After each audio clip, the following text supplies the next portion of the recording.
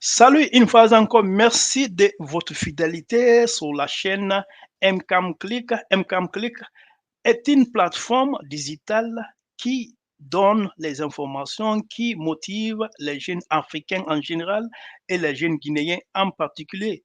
Je suis Mbemba Kamara, je suis le propriétaire et le gestionnaire de cette plateforme. Aujourd'hui, je suis encore devant vous afin de vous parler un important sujet concernant mon cher pays, la Guinée. Aujourd'hui, je vais faire une analyse de la gouvernance du secteur public et de la corruption en Guinée. Ceux qui ne me connaissent pas, je suis fonctionnaire de l'État anglais. Actuellement, je travaille dans un service anglais. Compte tenu de ma petite expérience, j'aimerais vraiment contribuer à donner ma petite expérience, à faire des analyses et faire la proposition en ce qui concerne la gestion publique et la gestion des services publics locaux guinéens. Hier, comme vous le savez, j'ai fait des critiques concernant ma ville natale, Kindia, en parlant, en dénonçant le service, comment dirais-je, le comportement des autorités locaux concernant le stade régional Fodé Fissa. Aujourd'hui, je suis venu avec vous pour vous donner cette analyse, l'analyse de la gouvernance du secteur public et de la corruption en Guinée. Dans cette présentation, il y a trois volets. Le premier volet, c'est les facteurs clés qui contribuent à la corruption. Deuxièmement, c'est les solutions pour lutter contre la corruption dans le secteur public en Guinée. Et enfin, c'est la protection des revenus des services publics et les contrats du secteur public. La corruption au sein du secteur public en Guinée est un problème systémique qui entrave considérablement le développement du pays. Comme de nombreux pays en développement, la Guinée souffre de pratiques corrompues enracinées, souvent impliquant des hauts responsables, ce qui sape la confiance dans les institutions gouvernementales et l'équité dans la répartition des ressources. Le récent scandale impliquant le gouverneur de la Banque centrale et le directeur de la compagnie pétrolière guinéenne illustre la profondeur de la corruption. Je m'excuse, je n'ai pas des informations nécessaires pour vous donner encore en ce qui concerne ce scandale. Donc, je m'arrête là en ce qui concerne ce scandale. Donc, je suis là seulement à vous faire une analyse qui ne date pas, une analyse concernant les différents régimes qui se sont passés en Guinée. Je me focalise, je fais une analyse concernant les différents régimes. Ça ne concerne pas seulement le régime actuel. C'est un système qui est qui est déjà en Guinée, ça fait depuis l'indépendance. Donc, je fais une analyse globale concernant le problème de la corruption guinéenne en général. Ces individus, comme je viens de dire, plutôt que de gérer des ressources publiques vitales, auraient manipulé leur position à des fins personnelles. Ce problème crée des inefficacités, réduit les investissements étrangers, aggrave la pauvreté et décourage l'entrepreneuriat. Voilà les facteurs clés qui contribuent à la corruption. Il s'agit de sept facteurs. Le premier, c'est le manque de transparence, l'absence d'accès public aux dépenses gouvernementales, aux contrats et à l'allocation des ressources conduit à un pouvoir non contrôlé parmi les fonctionnaires. Deuxièmement, c'est les faiblesses des cadres juridiques. Bien que des lois anticorruption existent, les mécanismes d'application sont souvent faibles, soit en raison du manque de volonté politique, soit à cause de la compromission du système judiciaire. Troisièmement, les institutions de surveillance inefficaces. Les organismes de régulation censés assurer une supervision sont souvent sous-financés ou est même corrompu rendant difficile la responsabilisation des fonctionnaires. Quatrièmement, c'est la fonction publique politisée. La fonction publique politisée. Les nominations dans le secteur public sont souvent basées sur la loyauté politique plutôt que sur les mérites, permettant aux individus corrompus d'accéder à des postes de pouvoir sans reddition des comptes. Cinquièmement, c'est les transactions en espèces. La dépendance aux transactions en espèces augmente le risque de corruption, de détournement de fonds et de flux financiers non traçables. Voilà les solutions pour lutter contre la corruption dans le secteur public en Guinée. J'espère que ça va rentrer dans les bonnes oreilles. Premièrement, c'est la mise en œuvre de la gouvernance numérique. C'est indispensable dans le monde actuel. Les plateformes de gouvernement électronique est primordiale, est nécessaire. L'introduction d'une plateforme numérique intégrée sur les services publics améliorer la transparence des services tels que la collecte des impôts, la délivrance des licences, les marchés publics et la gestion financière pourraient être numérisés, permettant ainsi une plus grande responsabilisation et traçabilité des transactions. Leur système de contrat numérique doit être en place. L'utilisation de la blockchain, par exemple, et d'autres technologies de registres numériques dans les marchés publics pourraient empêcher la manipulation des offres de contrats et garantir la transparence du processus. Cela réduirait les opportunités pour les fonctionnaires de favoriser des individus politiquement connectés lors de l'attribution de contrats. Les outils de suivi des revenus publics doivent être en place. Les plateformes permettant aux citoyens et aux organisations de surveillance de suivre en temps réel les revenus de l'État peuvent être très efficaces pour responsabiliser le secteur public. Par exemple, un portail montrant comment les revenus des ressources naturelles sont alloués et dépensés pourrait réduire les détournements de fonds. Deuxièmement, c'est le renforcement des organismes anticorruption. Les commissions anticorruption doivent être indépendantes. La création et le renforcement des commissions anticorruption indépendantes dotées de l'autorité de poursuivre en justice pourrait dissuader la corruption. Ces organismes devraient fonctionner de manière autonome, sans influence politique et être bien financés pour enquêter et poursuivre les fonctionnaires corrompus.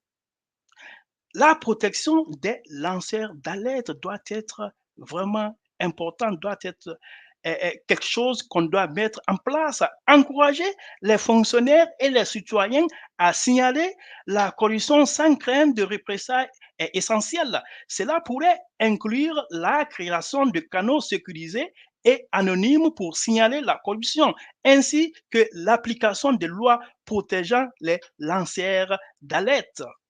Troisièmement, c'est amélioration de la supervision des contrats publics.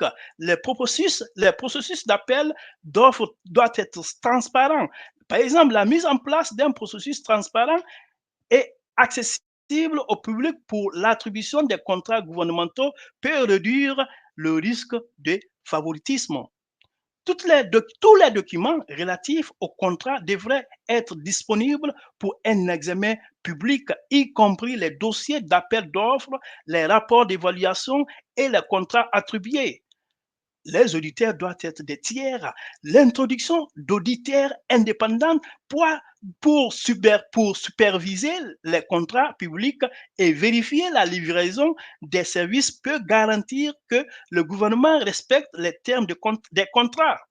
Ces deux auditeurs pourraient être des ONG locales ou des partenaires internationaux afin de réduire les biais locaux. Quatrièmement, la décentralisation fiscale, c'est très important. l'autonomie des gouvernements locaux. La décentralisation du contrôle fiscal vers les gouvernements locaux avec des mesures de responsabilisation locale peut réduire aussi la concentration du pouvoir au sein du gouvernement central qui est souvent un foyer de corruption. Les communautés locales ont généralement un contrôle plus direct sur les dirigeants, rendant plus difficile la dissimulation de la corruption. Ensuite, c'est la budgétisation participative. On doit encourager la participation citoyenne dans les processus budgétaires peut donner aux communautés plus de contrôle sur la manière dont les fonds publics sont alloués, réduisant ainsi les opportunités de détournement au sommet. Cinquièmement, c'est l'application des nominations basées sur le mérite dans la fonction publique. La réforme de la fonction publique est essentielle. Veillez à ce que les nominations dans la fonction publique soient basées sur le mérite plutôt que sur la loyauté politique est essentielle pour créer un secteur public professionnel et responsable. Un système de recrutement et de promotion transparent combiné à des évaluations de performance peut promouvoir l'intégrité et réduire le clientélisme. Ensuite, c'est la politique de rotation, c'est très important. La politique régulière des fonctionnaires entre les postes réduit les opportunités pour les responsables de former des réseaux corrompus au sein d'un même organisme au ministère. Sixièmement, le système de paiement numérique doit être quelque chose de primordial. Paiement dématérialisé pour les fonctionnaires doit être quelque chose qu'on doit mettre en place. L'introduction d'un système de paiement numérique pour les salaires des fonctionnaires permettra de tracer les revenus, facilitant ainsi la détection de l'enrichissement illicite. Les systèmes de taxation, par exemple, électroniques, numériser la collecte des impôts garantit que les recettes de l'État sont suivies et comptabilisées. Cela réduit les risques de l'argent soit détourné avant d'atteindre les caisses publiques. Septièmement, enfin, c'est l'engagement civique et la liberté des médias. C'est très important, chers auditeurs, chers gouvernants, chers chefs de l'État guinéen. L'engagement civique et la liberté des médias, c'est très, très important pour votre gouvernance, pour que la Guinée ait une visibilité, vraiment que les investisseurs étrangers soient vraiment en Guinée, il faut que l'engagement civique et la liberté des médias soient vraiment quelque chose qui est de votre, que ça soit quelque chose qui est vraiment votre bâton de pèlerin pour vraiment garantir votre gouvernement afin d'être visible, de gagner beaucoup plus d'investissements au niveau étranger. Au niveau étranger. Vraiment, cette ce volet engagement civique et liberté des médias, c'est très important, chers auditeurs et des auditrices.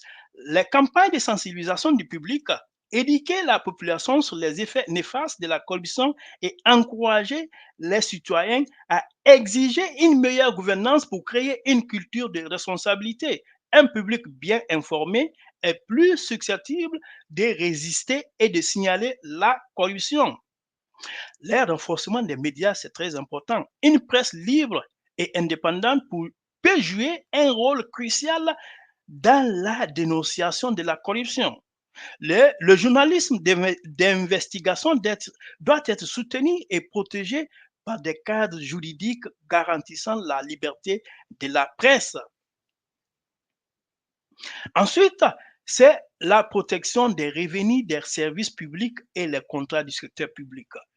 Il s'agit d'établir un fonds souverain. Les recettes provenant des ressources naturelles telles que le pétrole, le gaz et les minéraux peuvent être protégés en les plaçant dans un fonds souverain. Ces fonds devraient avoir des règles strictes sur la manière dont l'argent est investi et distribué avec une surveillance parlementaire et publique. Les organismes de surveillance des marchés publics doivent être quelque chose qui doit être en place. La création d'organismes de surveillance indépendants ayant le pouvoir d'enquêter et de signaler les irrégularités dans les marchés publics peut aider à prévenir la mauvaise gestion des fonds.